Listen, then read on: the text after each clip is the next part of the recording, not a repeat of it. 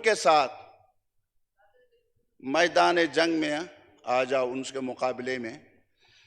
इस वक्त देखें जनाब स्पीकर, जब तक आईने पाकिस्तान के आर्टिकल 38F के मुताबिक इस मुल्क को सूदी निजाम से पाक नहीं किया जाता तो यह मुल्क कभी भी तरक्की नहीं कर सकता। जनाब स्पीकर, आपको मालूम है कि हमारे बजट जो है 14 ट्रिलियन पर मुश्तमिल है। 14 ट्रिलियन में 7 ट्रिलियन हम सूद और कर्जों की अदायगी पे खर्च करेंगे, यानी 50% बजट के 50% हम सूद पे दे देंगे। तबाही बिल्कुल साफ नजर आ रहा है कि सूदी निजाम की वजह से मुल्क की माईशत कहां तक पहुंच गई है, और यहां अवाम को रिलीफ देने के बजाय हम इधर उधर से टैक्स वैक्स लगाकर, हत्ता कि माचिस के डबिया में भी हमने टैक्स लगा दिया, लेकिन पूरे नहीं हुए और IMF के पास गए। और मैं पहले भी कहा था कि जब ज़िमनी बजट पास हुआ गुज़श्ता साल भी, कि जनाब स्पीकर IMF जीत गया, पाकिस्तान के 22 करोड़ अवाम हार गए। आज भी मैं ये कहता हूं, अपनी तरफ से नहीं बल्कि वज़ीर आज़म पाकिस्तान मोहतरम जनाब शहबाज शरीफ साहब ने ये कहा है कि इस बजट की तैयारी में IMF के तमाम बातों को हमने मलहूज़ नज़र रखकर इस बजट को हमने तैयार किया है। जब ये बजट IMF का है तो हम किस बात पर खुशी मनाते हैं जनाब स्पीकर? क्यों खुशी मनाते हैं? 14 ट्रिलियन में से 7 ट्रिलियन आप सूद और कर्जों की अदायगी में देंगे, 4,000 अरब आपके विफाकी अखराजात और सूबों के जो NFC अवार्ड में उनको मिलने हैं, 4,000 अरब रुपए वहां चले गए, 11,000 अरब हो गए। 2,000 अरब से कुछ कम 1895 या 75 अरब रुपए सिक्योरिटी एजेंसियों के हैं, वो देना चाहिए उनको। 2,000 नहीं, मैं कहता हूं कि 4,000 भी उनको देना चाहिए, वो मुस्तहकम हो, मुल्क मुस्तहकम होगा। वो हो गए 13,000। अब 13,000 अरब में से जनाब स्पीकर 1,100 अरब रुपए आपने पूरे पाकिस्तान के 25 करोड़ अवाम के लिए आपने रखे। आप खुद अंदाजा लगाएं कि जब 14 ट्रिलियन में से सिर्फ 1 ट्रिलियन वो पाकिस्तानी अवाम के लिए आपने रखे हैं। जनाब स्पीकर, इस हैसियत इस वजह से इब्तिदाअन अक्सर हम इस बजट को मुस्तरद करते हैं। जनाब स्पीकर, बजट का मकसद यह होता है कि जब बजट पास होता है तो लोगों को रिलीफ मिलता है, लोग खुश होते हैं, उनके मसाइल कम होते हैं, वसाइल उनके पास आ जाता है, पैसा खजाने से निकलता है, गर्दिश करता है। जब पैसा गर्दिश करता है तो कीमतों में भी कमी आ जाती है, लोगों के जेबों में पैसे होते हैं। ये इस बजट में नहीं है। अगर है तो आप ही मुझे बता दीजिए जनाब स्पीकर, इस बजट से जब पास होगा, इससे क्या बिजली, गैस, आटा, घी, गंदम, चीनी, चाय, दालें, गोश्त, सब्जियां, कपड़ा, यहां तक कि चप्पल तक और दीगर अशियाए ज़रूरियात जो है उनके कीमतें कम होंगी? हरगिज़ नहीं। आपने बिजली के कीमतों को 13 में कमी को कहाँ रखा है काम करने के लिए? क्या आपने उस सिलसिले में कोई मैकेनिज्म इख्तियार किया है? बजट में तो कुछ भी नहीं है कि इन चीजों की कीमतों में कमी ला सकते हैं हम इसी सूरत हाल में, लेकिन उसका जिक्र ही नहीं है जनाब स्पीकर इसमें। तो इसका मतलब यह है कि कीमतें, वो जो महंगाई है वो महंगाई मजीद बढ़ जाएगी, उसमें इजाफा होगा, गुर्बत में भी इजाफा होगा, और उसके नतीजे में इस मुल्क में कत्ल गारतगिरी, बेहयाई, इस मुल्क में डाका, इस मुल्क में चोरियां, क्राइम स्टेट ये बढ़ जाएंगी, कम नहीं होंगी। जनाब स्पीकर,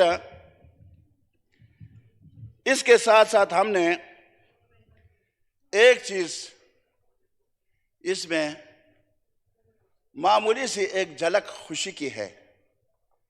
वो झलक ये है कि सरकारी मुलाजिमीन की तनख्वाहों में 30 और 35% इजाफा किया गया है, लेकिन उसमें भी उनके साथ हाथ कर गया। एक तो यह है कि जो 35 या 30% दिया गया है एडहाक बुनियाद पर दिया गया है। कल को आपके पास पैसे नहीं होंगे, ऐलान होगा वजारत खजाना की तरफ से हमारे पास पैसे नहीं है, आप लोग आराम से बैठें, नंबर एक। दूसरी बात यह है जनाब स्पीकर, जो पेंशनर हैं उनको 17.5% उनकी पेंशन में इजाफा किया गया है। जनाब स्पीकर, यह पेंशनरों के साथ जुल्म है, ज्यादती है, नाइंसाफी है। 30-40 साल तक एक बंदा हुकूमत पाकिस्तान यानी आपके और मेरे खिदमत करता हुआ वो बुढ़ापे की जिंदगी में जिंदगी बसर कर रहा हो, उसको आप 8,000, 10,000, 12,000 पेंशन दे रहे हैं। आजकल 8, 10, 12,000 में बिजली का बिल अदा नहीं किया जा सकता, सुई गैस का बिल हम अदा नहीं कर सकते। तो वो गरीब जो है इस हालत में उन 10-12,000 से कैसे गुजारा करेगा जनाब स्पीकर? गुजारा नहीं कर सकता। और फिर क्या हुआ? फिर ये जो पेंशन हो रहे हैं उनको कहा जा रहा है कि इस वक्त जो तनख्वाह आपकी है ये नहीं, इस पे ये बुनियादी तनख्वाह पे नहीं।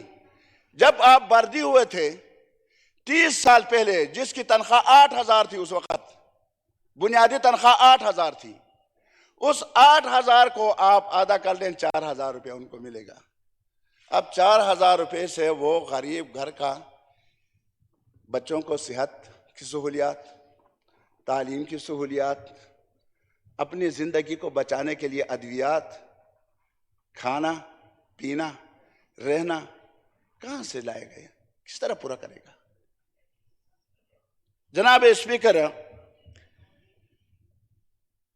ये बुनियादी तनख्वाह होना तो ये चाहिए था कि मसलन एक बंदा 30 साल पहले वर्दी हुआ है, ठीक है, लेकिन आज वो रिटायर हो रहा है, इसी महीने के कि जो बुनियादी तनख्वाह उसकी है, उस तनख्वाह की मुनासबत से उनको पेंशन दिया जाता, लेकिन वो नहीं हो रहा।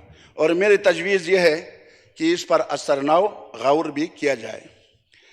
जनाब स्पीकर, सरकारी मुलाजिमीन ग्रेड 1 से 35 जबकि 17 से 22 की तनख्वाह तो बढ़ाई गई, अच्छा इकदाम है, अच्छा इकदाम है।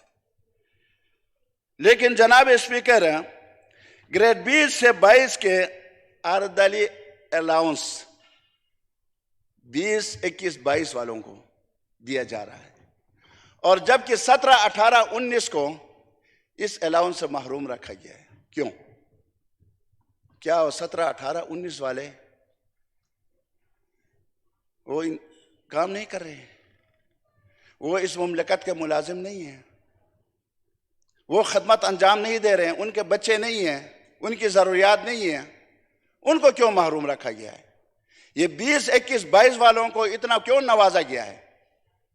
इस पर भी हुकूमत को नजरसानी करनी चाहिए। और उसमें ग्रेड 17, 18, 19 के उन मुलाजिमीन के उजरत में भी और उनकी जो अलाउंसेस हैं उनमें भी इजाफा किया जाए। जनाब स्पीकर, इसमें यह कहा गया कि एक इंसान, एक मजदूर का बुनियादी तनख्वाह कम से कम 32,000 होगा। जनाब स्पीकर, अगर हम जायजा ले लें, कौमी असम्बली में भी बहुत सारे ऐसे लोग होंगे जिनका 32,000 की तनख्वाह नहीं होगी। बाहर आप निकलें जनाब स्पीकर, प्राइवेट स्कूलों में FSC और BA, B.Ed, MA, M.Ed, MSc 10, 15, 20 हजार रुपए से वो जी रहे हैं। पिछले दिनों मैंने यहाँ इसी हाउस में मसला उठाया था, जो कि गुज़श्ता साल 25,000 रुपए आपने रखे थे, लेकिन यहाँ मॉडल कॉलेजों में प्रोफेसर्स, लेक्चरर्स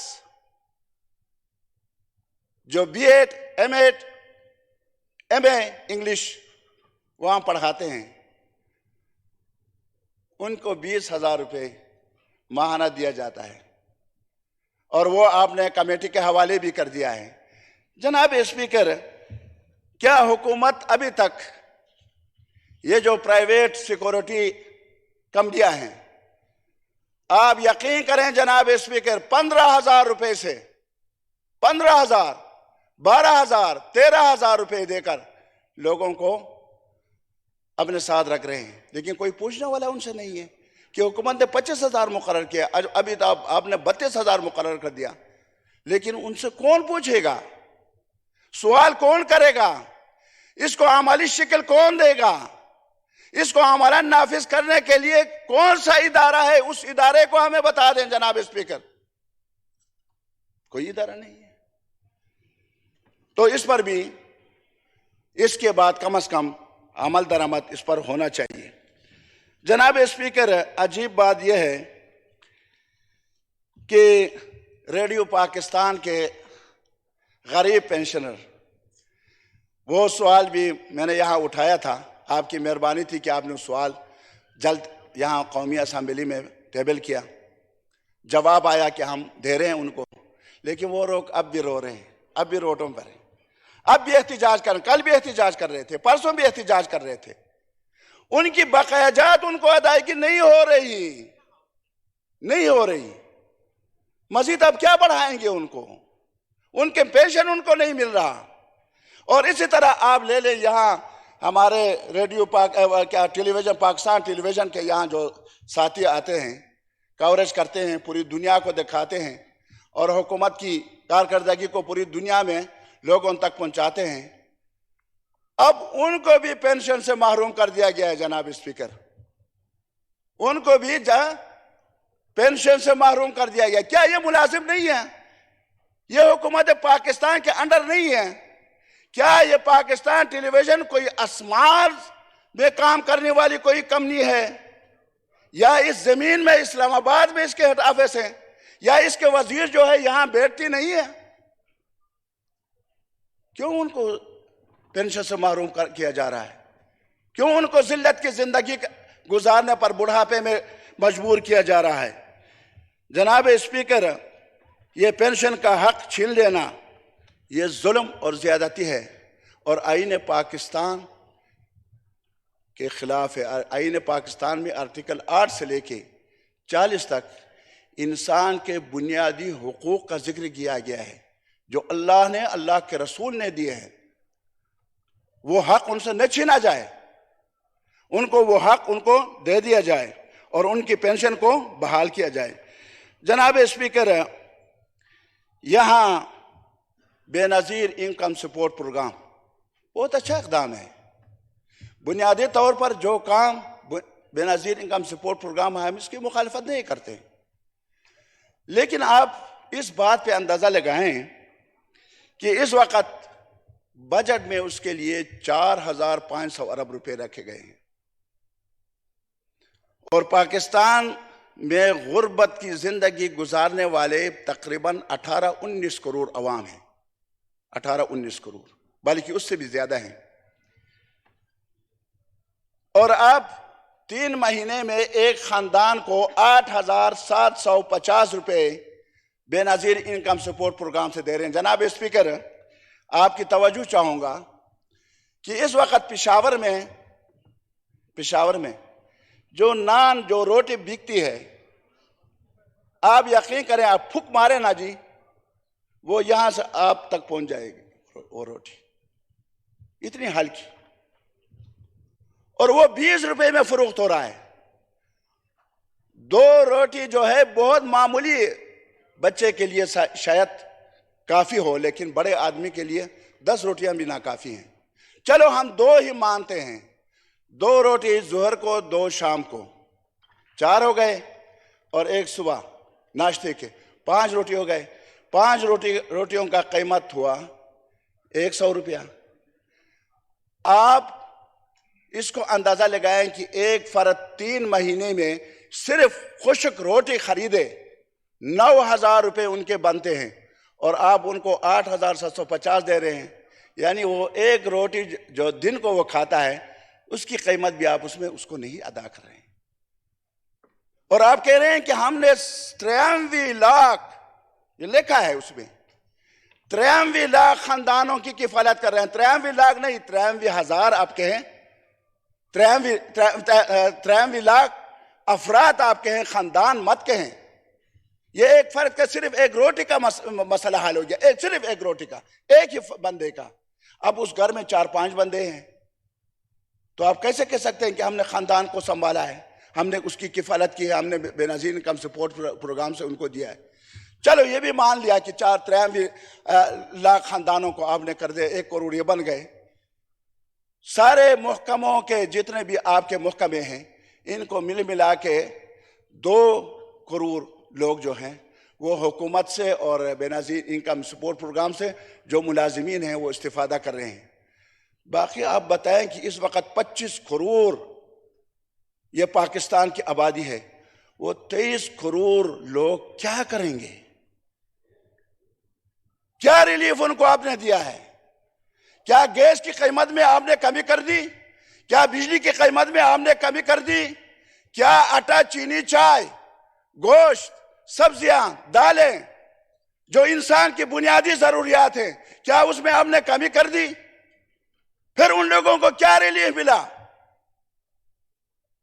जिस तरह मैंने कहा कि मजिस की डबिया पर आपने 18% सेल टैक्स लगा दिया, और 18% सेल टैक्स लगाने के बाद मेरे ख्याल में जो बाजारों में वॉशरूम हैं उन पर भी टैक्स लगा दिए हैं। पहले कोई 10 रुपए लेते थे, अब 50 रुपए ले रहे हैं। जनाब स्पीकर, ये इंतहाई अफसोसनाक सूरत हाल है। इस सूरत हाल में जनाब स्पीकर, आवाम का जीना वो तकरीबन मुश्किल हो गया है। अब मरने के बाद भी एक मसला पैदा होता है जनाब स्पीकर। वो एक साहिब कहा करते थे कि कब्र में सुकून है, अब मरने के बाद भी सुकून नहीं है। जनाब स्पीकर, पिछले दिनों तकरीबन कोई 15-20 दिन हो गए, एक बंदे ने मुझे फोन किया कि मेरी वालिदा वफात पा गई है और इस वक्त मेरे पास पैसे नहीं हैं कि उनकी कब्र में खोदूं और उनके लिए कफन दफन का बंदोबस्त करूं, मेरे साथ कुछ मदद करें। मैं उस बात को हल्का ले लिया। मैंने कहा यार, ये बंदा जो है शायद ये झूठ बोल रहा है। आजकल मुख्तलिफ तरीके से लोगों से पैसे बटोरने का लोग एक तरीका अपनाए हुए हैं, ये भी उस तरीके से में से एक तरीका होगा। लेकिन थोड़ी देर बाद जनाब मुर्तजा जावेद अब्बासी साहब, थोड़ी देर बाद उसने अपने वालिदा की तस्वीर, ताज़ा तरीन तस्वीर, और ख़वातीन जो आसपास बैठी हुई हैं उनकी मैंने मुझे भेज दी कि यह सूरत हाल है, इस वक्त में अपनी वालिदा को दफन नहीं कर सकता। जनाब स्पीकर, ऐसे हालात में फिर हमें क्या करना चाहिए था?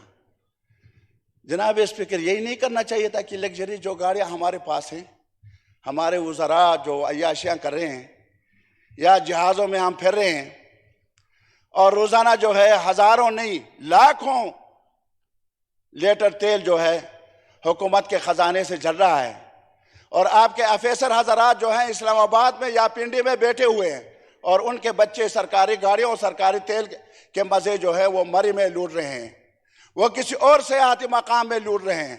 क्या उन पर पाबंदी नहीं लगना चाहिए था? जनाब स्पीकर, जब हम निकलते हैं, छोटे छोटे बच्चे, आप यकीन करें, छोटे छोटे बच्चे गाड़ियां इस्तेमाल करते हैं, सरकारी गाड़ियां इस्तेमाल करते हैं, उनका कोई पूछने वाला नहीं है। मार्केट पर आप लोगों का कोई होल्ड नहीं है। आज मसलन एक चीज आपको 5-10 हजार में मिल रहा है, 2 माह बाद वो 15-20 हजार में मिलता है। मैं रमजान और मुबारक में मैं खुद यहां G9 मार्केट से बासमती चावल का 50 किलो वाला एक थोड़ा मैंने ले लिया, उन्होंने मुझे 9,000 का दे दिया।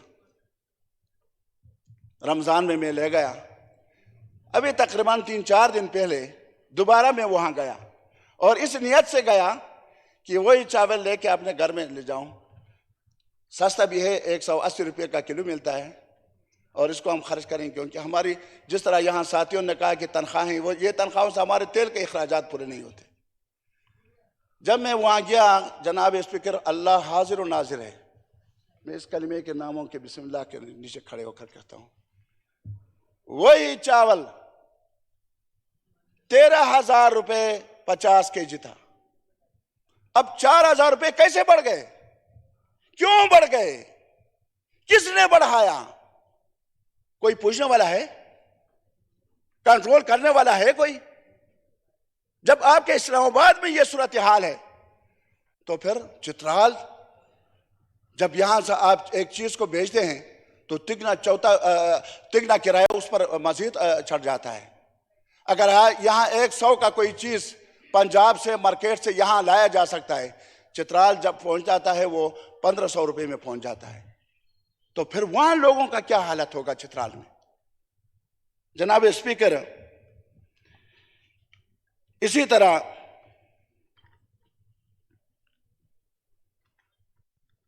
जनाब स्पीकर, मलाखन डिवीजन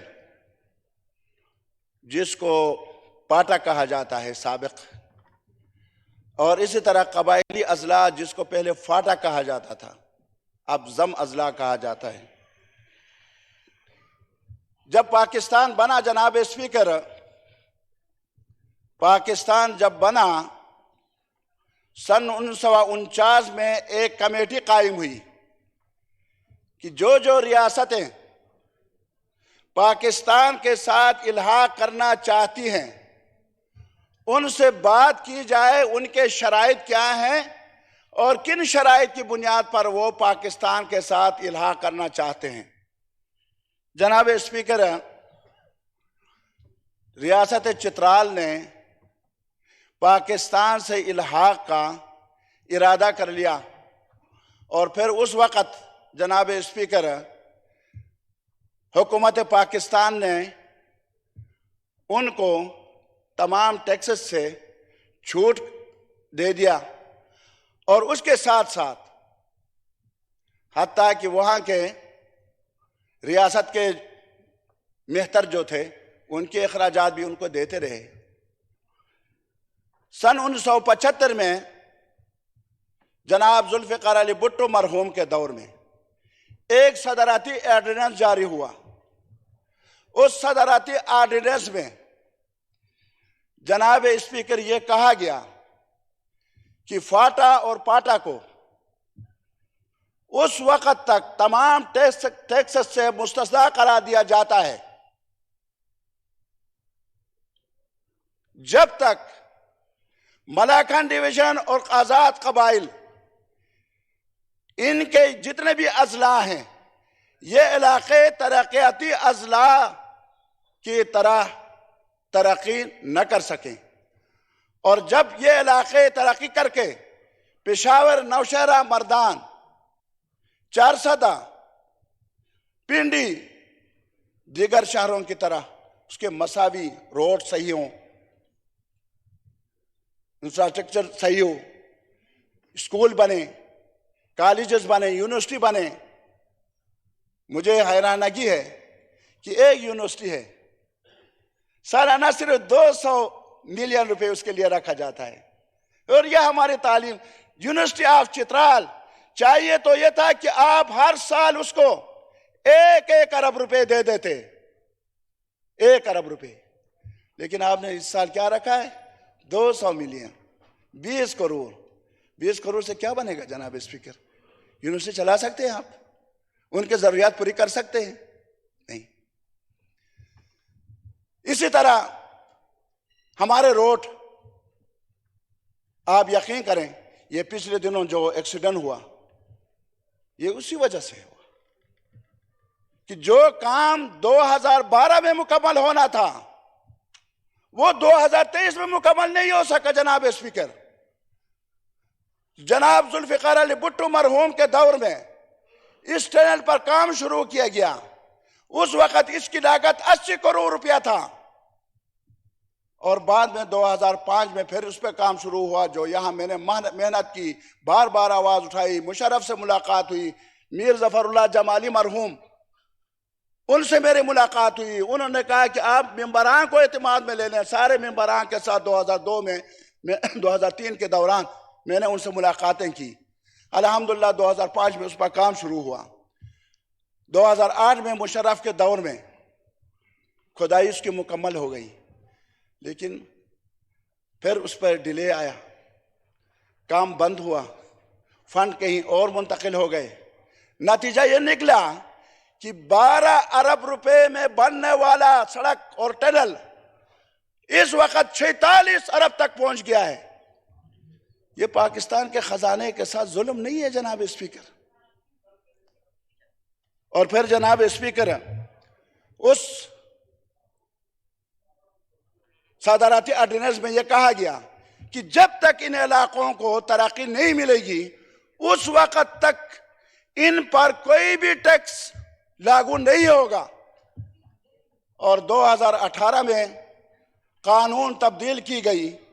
बहरहाल उस कानून तब्दीली के बाद फिर 5 साल का इस्तिस्ना दिया गया, तौसीह दी गई। और गुज़श्ता साल जब बजट यहां पेश हो रहा था और मिफ्ताह इस्माइल साहब यहां खड़े थे और आपको पता है कि आप सुन रहे थे, मैं इसी टेबल पे खड़े होकर मैंने कहा कि आप 2033 तक मलाकन डिवीजन और फाटा को, साबिका फाटा और पाटा को टैक्स से इस्तिस्ना करें। तो उन्होंने कहा कि चित्राली साहब आप यहां आ जाएं, हम दोनों मिलकर इसके लिए कानून साजी करेंगे। कानून साजी के बगैर नहीं होगा, फाइनेंस बिल में कानून साजी करेंगे। और उसके बाद उन्होंने वादा मेरे साथ किया था कि आने वाले बजट में 2033 तो नहीं कर सकते, उन्होंने कहा था कि 2028 तक हम आपको तौसीह देंगे। लेकिन इस बजट में जब मैंने देखा तो हुकूमत अपने ही वादे से मुकर गई है जनाब स्पीकर।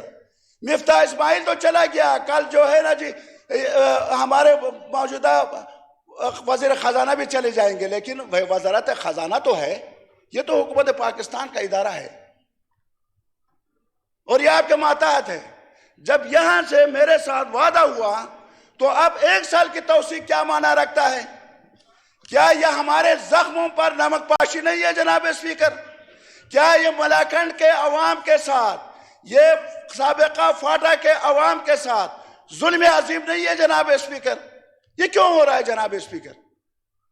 थैंक यू मौलाना अगर साहब, हम एक मिनट जी, एक मिनट देखिए, साल में एक दफा बजट पे हम बात करते हैं और आप भी खामोशी से बैठे हुए, अल्हम्दुलिल्लाह। हाँ, स्पीकर साहब को सुनाता हूँ, आप तो नहीं सुनते, आप तो कभी उधर बात करते हैं, कभी इधर करते हैं। जनाब स्पीकर, ये मलाकन डिवीजन को अब भी हमारा मुतालबा है, अगर हमारा मुतालबा न माना गया तो जनाब स्पीकर, ये आप याद रखें कि हम इसके लिए भरपूर एहतिजाज करेंगे और रोड ब्लॉक तक भी हम आगे जा सकते हैं। लेकिन आइन के अंदर रहते हुए अपने हुकूक छीन लेना, ये मलाकन डिवीजन के गयूर अवाम का हक है। जनाब स्पीकर, हमने जिहाद कश्मीर में भी हिस्सा लिया है, मेरे भाइयों को पता होना चाहिए। हम मुजाहिदीन हैं। शुक्रिया। हमने आजाद कश्मीर को हमने आजाद कराया है। आजाद कश्मीर वैसे आजाद नहीं हुआ, हमने कुर्बानी, हमारे आबाओ अजदाद के कब्रें अब भी वहां हैं। जनाब स्पीकर, यहां मेरा मुतालबा यह है कि मलाकन डिवीजन को मजीद 10 साल के लिए 2033 तक और फाइनेंस बिल में बाकायदा कानून साजी करके मुस्तस्ना करार दिया जाए। नंबर 1। शुक्रिया जनाब स्पीकर। नहीं जनाब स्पीकर देखें, आप आज मुझे आराम से बात करने दें, फिर 14 दिन आप आराम से अपना वो चलाएं। नहीं, आपने बहुत अच्छी बात की है, हमें बड़ा मुफस्सल बात की है। मेरे हाथ में एक हथियार है, वो इस्तेमाल करूंगा तो फिर काम बिगड़ जाएगा। तो हम नहीं चाह रहे कि काम बिगड़ जाए। काम में मुझे आज आराम से 14 दिन फिर आप आराम से बैठे ना, आज मुझे आराम से तकरीर करने दें। जनाब स्पीकर, बजट में नौजवानों के लिए 10 अरब रुपया रखा गया है। जनाब स्पीकर, कहा जा रहा है कि पाकिस्तान के आबादी के तनासुब से 63% 63 ये नौजवान हैं। अब मैं हैरान हूं इस बात पर कि 10 अरब रुपए से 63% लोग कैसे कारोबार करेंगे। 7 लाख तो हमसे चले गए, जो काम करने वाले थे, जो एक्सपर्ट थे, स्कॉलर थे, दुनिया को वो चला रहे हैं। हमारे मुल्क से दोस्तों बिस्तरा गोल कर लिए, उनके लिए कोई इंतजाम हम नहीं कर सके। लेकिन आने वाला जो नस्ल है, हमारा नौजवान नस्ल, इस नस्ल को भी अगर हम अपने हाथों से गिनवा दें, इस नस्ल को भी हम वो बराआत न दें, वो सहूलियात उनको फराहम न करें, तो वल्लाह आने वाले वक्त में हम बहुत बुरे हालत में होंगे। जनाब स्पीकर, इसी वजह से नौजवानों को एक तो यह है कि कर्जे दिए जाएं, फिर यहां कहा गया है कि 50% उनको रियायत दी जाए। किस में रियायत दी जाएगी? 21% जो सूद है, जापान अब 0.75% जो है सूद लेता है। पाकिस्तान में सूद कितना लेता है? 21%। बहुत मेहरबानी। नहीं एक मिनट जनाब स्पीकर, बात मेरी। शुक्रिया मौलाना साहब, कोई तजवीज दें, कोई तजावीज दें बजट के लिए।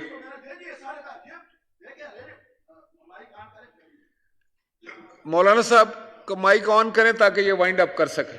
देखें जनाब स्पीकर, मैंने जितने बातें की हैं, अगर आप एक का भी हवाला देके मुझे कह दें कि आपने बजट से निकल के बाहर कहीं आपने बात की है, इनरेलेवेंट बात की है, तो यकीन करें कि मैं इस वक्त तकरीर बंद करता हूं बस। Thank you. लेकिन मैंने अल्हम्दुलिल्लाह बजट के अंदर रहते हुए, और सियासत भी मैं नहीं करा, मैं हकायक बयान कर रहा हूं आपके सामने। जनाब स्पीकर, मुआसलात के लिए